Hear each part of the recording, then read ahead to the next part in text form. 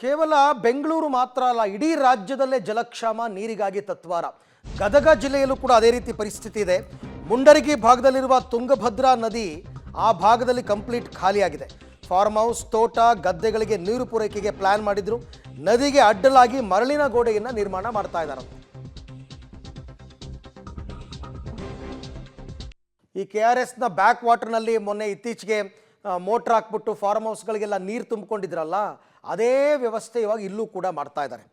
ಹೇಗೆ ಅಂತಂದರೆ, farm house, ತೋಟ, ಗದ್ದೆಗಳಿಗೆ ನೀರು ಪೂರೈಕೆ ಮಾಡಬೇಕು ಅಂತಂದರೆ ನದಿಗೆ ಅಡ್ಡಲಾಗಿ ಮರಳಿನ ಗೋಡೆ ನಿರ್ಮಾಣ ಮಾಡಿ ಆ ಚೂರು ಪಾರು ನೀರು ಹರ್ಕೊಂಡು ಹೋಗದಿದ್ದಂಗೆ ತಡೆದು 2 JCB ಮೂಲಕ ನದಿಯನ್ನು ಅಗೆದು ಮರಳಿನ ಬೃಹತ್ ಗೋಡೆಯನ್ನು ನಿರ್ಮಾಣ ಮಾಡ್ಕೋತಾ ಇದ್ದಾರೆ.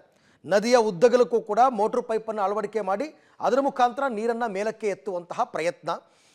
ಸೊ ಹಾಗಾಗಿ ಜೀವ ಜಲಕ್ಕೋಸ್ಕರ ಇಲ್ಲೂ ಕೂಡ ಜನ ಜಾನುವಾರು ಪರದಾಡ್ತಾ ಇದ್ದಾರೆ.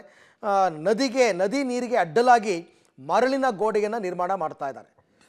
ಆ ನೀರು ಯಾತಕ್ಕೂ ಉಪಯೋಗ ಬರಲ್ಲ, ಸಣ್ಣದಾಗಿ ಎಲ್ಲೋ ಹರ್ಕೊಂಡು ಹೋಗುತ್ತೆ ಅಂದಾಗ ಆ ಹರ್ಕೊಂಡು ಹೋಗೋದನ್ನು ತಡೆದು ಅದನ್ನು ಬೇರೆ ಕಡೆಗೆ ನಾವು ಉಪಯೋಗಿಸ್ಕೊತೀವಿ ಅಂತ ಹೊರಟಿರ್ತಕ್ಕಂಥದ್ದು.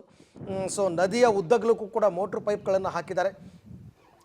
ಜೊತೆಗೆ ತುಂಬ ಸಮಸ್ಯೆಗಳಾಗಿದೆ, ಇಲ್ಲ ಅಂತಲ್ಲ. ಇಲ್ಲಿ ಹೆಂಗೋ ಹೆಂಗಾದರೂ ಮ್ಯಾನೇಜ್ ಮಾಡಬೇಕಲ್ಲ. ಹಾಗಾಗಿ ಇವಾಗ ಟ್ಯಾಂಕರ್ ಮೂಲಕ ರಸ್ತೆ ಕಾಮಗಾರಿ, ಮನೆ ನಿರ್ಮಾಣಕ್ಕೆ, ಕಾಂಟ್ರಾಕ್ಟರ್ ಕೆಲಸಕ್ಕೆ ಬಳಕೆ ಮಾಡ್ತಿರೋ ಆರೋಪ ಕೇಳಿಬಂದಿತ್ತು. ಬೇಡ ಅದೆಲ್ಲ ಅಂತ ಈಗ ತಡೆದಿದ್ದಾರೆ. ಹಾಡಾಗಲೇ ಇಷ್ಟೆಲ್ಲ ಅಕ್ರಮ ನಡೀತಾ ಇದ್ರು. ಸಂಬಂಧಪಟ್ಟ ಅಧಿಕಾರಿಗಳು ಜಾಣ ಕುರುಡರಂತೆ ವರ್ತಿಸ್ತಾ ಇದ್ದಾರೆ. KRS ಅಲ್ಲೂ ಅಷ್ಟೇ, ಬ್ಯಾಕ್ ವಾಟ್ರಲ್ಲಿ ನಾವು ಸುದ್ದಿ ಪ್ರಸಾರ ಮಾಡಿದ ಮೇಲೇ ಎಚ್ಚೆತ್ತುಕೊಂಡು ಅಧಿಕಾರಿಗಳು ಬಂದು ಇದೆಲ್ಲದಕ್ಕೆ ಕಡಿವಾಣ ಹಾಕಿದ್ರು. ಈಗ ತುಂಗಭದ್ರಾ ಒಡಲಲ್ಲೂ ಇದೇ ಪರಿಸ್ಥಿತಿ ಆಗಿದೆ. ಅಲ್ಲೂ ಕೂಡ ಇದೇ ರೀತಿಯಾಗಿ